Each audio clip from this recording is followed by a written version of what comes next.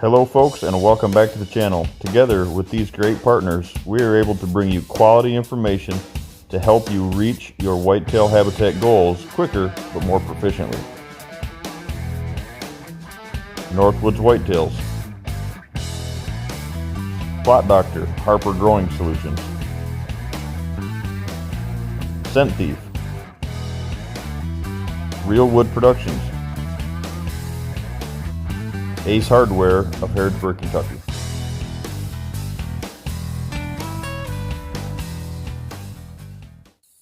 Morning folks, welcome back to the channel. If you are a follower of the channel over the last several years, you will find that there are videos that we do that are on different topics, and we do multiple videos that are on about the same topic. Might be different strategies, might be different implementations, how to build them, and so forth. But there's a reason behind that. The videos that we do multiple times a year, guys, about the same product or strategy are because they're very important. Such as multiple times a year, I like to do touch on the food plotting, the rye, right? The rye strategies, why we think rye is so important. One of those videos, those topics that we do a lot of and we speak of, are the implementations and the maintenance of and the importance of water holes. Now, so before we get into this video, what I'd like to do is I'd like to stop just for a second and thank everybody. We have hit 5,000 subscribers on the channel, guys, and like I made a post this morning on social media. That might not be a lot to a lot of folks in the world of numbers, right? But to me, it means the world, and I surely appreciate you guys following along. The channel has grown. I hope the video quality has bettered. I shoot these myself. I edit these myself, and I also upload them myself. So it's kind of a one-man show right now, and it is what it is, right? But one thing, guys, that like I said, I do like to put emphasis on things that work, things that I really feel that can be a total game changer on any property, and really put emphasis on why I feel that way and how we go about using those. And one of those, guys, is the implementation of water. Over the past several years of a bow hunter in general, and now doing this full time, right, as a profession, there's one strategy, there's one implementation, there's one key feature that I would have over food plots, over a lot of habitat improvements that we do. In that improvement, that feature is having a water hole source on your property. Not just any water hole source, not just anywhere. Having a water tank that you can maintain, that is in that perfect line of travel. But I don't think a lot of folks understand the importance of water in the right place, and how much or how less of water is powerful. So one of the questions that I get all the time, and one of the comments that I get all the time is, hey Josh, my property's got a creek running through it, or it's got a swamp, and a water hole. I just don't feel a water hole is going to be an importance here. Can we spend our time on something else? I don't want to spend the money on a water tank. Well, that's something that I try to steer a lot of clients away from. Now, there are those properties around the country that have a native water hole. Sometimes we inspect them and they work, but I don't intentionally implement them. If you have bought a old cattle farm, let's say, that has some, such as mine here in Kentucky, that had some watering holes, man-made and native, you have to watch those areas about bringing those and maintaining those and taking them forward into your whitetail hunting strategies. So let's start there. The reason, guys, that I use a tank or a water system or a built water area, let's say, in a container over a pond, is I've been, sadly, I wish I could say I hadn't, but I've been through blue tongue out west, and I have been through EHD in the Midwest, and it's a devastation. Guys, I've always said this, if that doesn't, blue tongue, TB, CWD, EHD, all these things that are detrimental to the deer herd, if that doesn't shake you to the core as a deer hunter, there's other things wrong, right? I mean, that's something that's stuck with me. TB in Wisconsin, EHD in Illinois, blue tongue in Colorado and Wyoming. When you touch and feel that, it really changes the way that you move forward with your land stewardship and your practice of trying to be that perfect whitetail manager, right? So with that being said, that digging a pond, yes, it's cheaper. Digging a water hole in and just using the ground, a clay liner, something like that, even putting a pond liner in, yes, that is cheaper, but it's not, most of the time it's not as effective, and or it's not what you want to do. The goal, guys, is to take a water tank. I would not use 300 gallon is probably the perfect size. 300 gallons livestock water tank. We use the Rubbermaid tanks. We make sure the bung in the bottom or the drain in the bottom is tight before we install them. 300 gallons really maintains themselves. I have one here, guys, I'll show you a picture of that we implemented this year on the farm. It's a 300 gallon water tank in a shot plot out in front of that new box blind that you see that we put on that shot plot this year. And that is 300 gallons out in the wide open, direct sunlight, with deer being on it. And I didn't fill that, so there was probably only 200 gallons in that to begin with, guys. That thing has maintained that level for 6 months now. So that is probably the perfect size, but 150 gallons is probably the more economical and the more feasible size for most folks around the country. But you will have to fill them. So the reason we don't dig the ponds in, guys, or the water holes, is because that open ground, even though we go in and we plant clover and ryegrass, the only place you plant ryegrass on your property, or Kentucky 31 is what I plant here in Kentucky, around them water tanks, as soon as you dig them in, we make them flush or just below the ground surface, right? So we immediately fill them. And the reason for that is, guys, is so when it does rain, whether, if you got a sandy loam ground, you can probably get away with it, but I wouldn't recommend it. Anything with a higher clay loam, make sure that you, right after you dig these tanks, guys, that you fill them, or they will pump out of the ground. That water in that, water's 8 pounds a gallon. 100 gallons, 800 pounds. It's a lot of water in there to keep that tank down. If not, it'll pump it out. Kind of a strategy or a tip there, right? But the reason we don't dig the ponds, like I said, guys, is even though you put that grass and all that clover and stuff around them, it is still, depending on the elevation, the dry time of the year and how much these deer are using these areas. All wildlife in general using these areas, but it raises and lowers, and it exposes that mud. That mud, when it dries, it cracks, and that's where that midge, that bug, that fly, if you will, lives in the crack of that mud. And when the deer go to the water, the EHD runs rampant because that goes directly into their nostrils, and it starts the whole EHD process.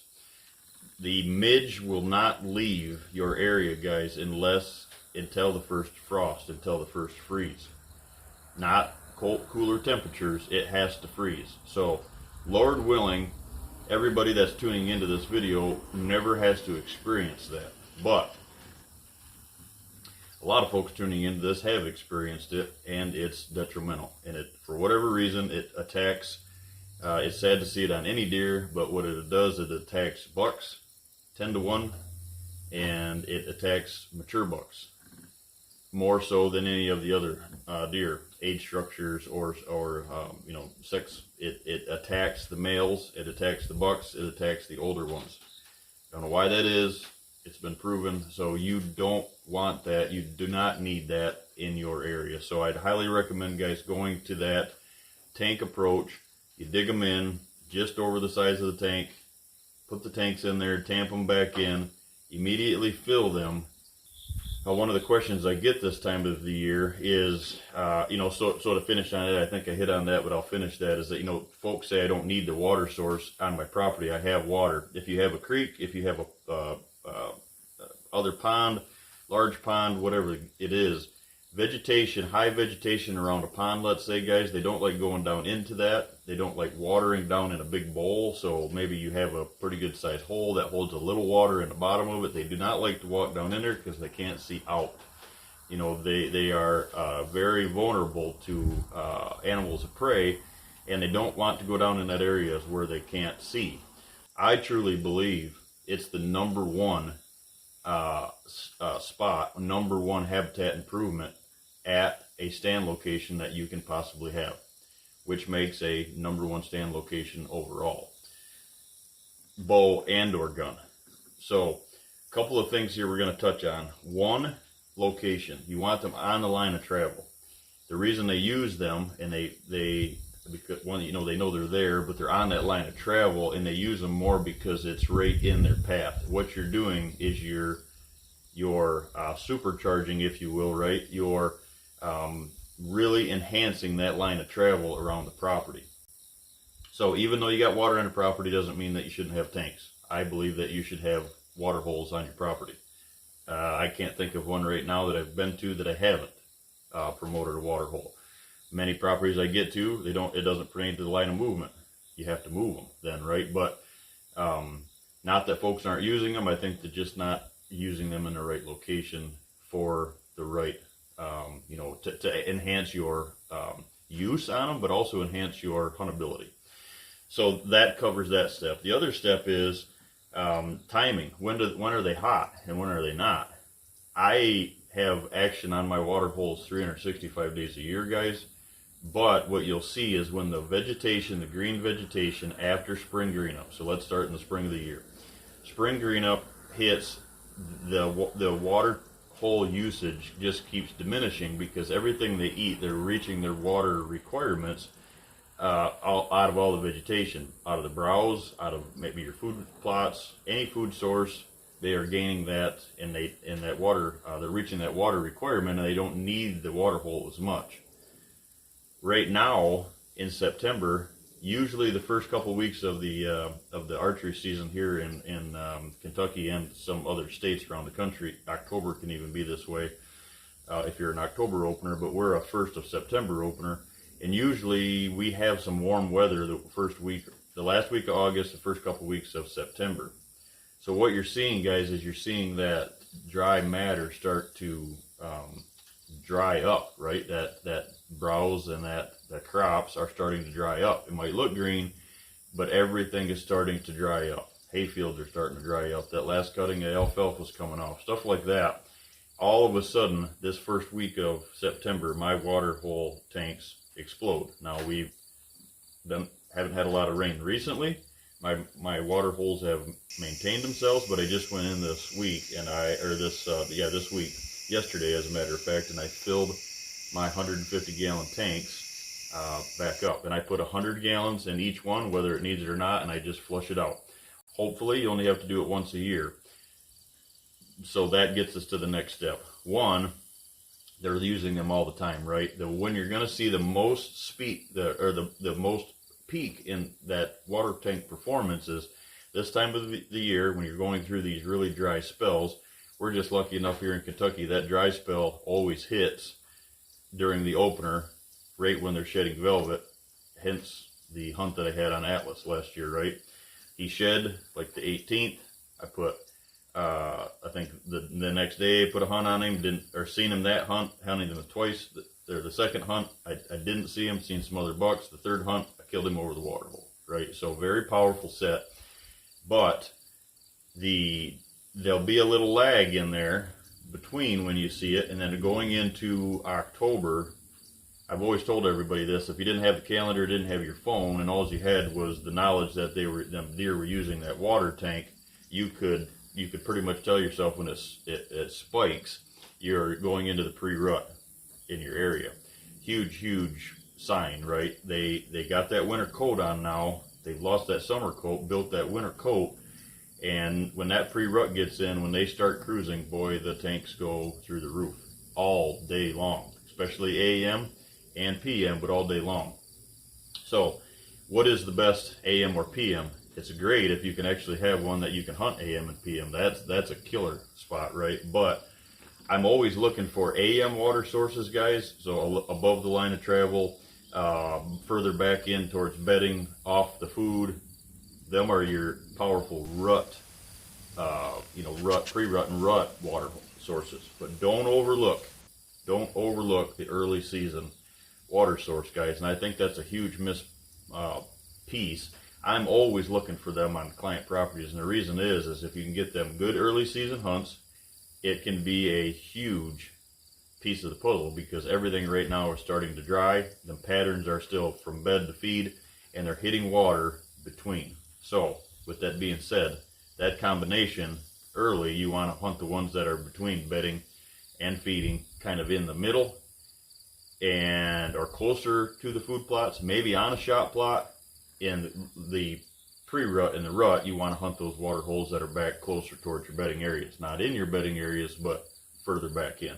So like I've always said, guys, that state of Illinois, and there's other states that do this that don't allow them.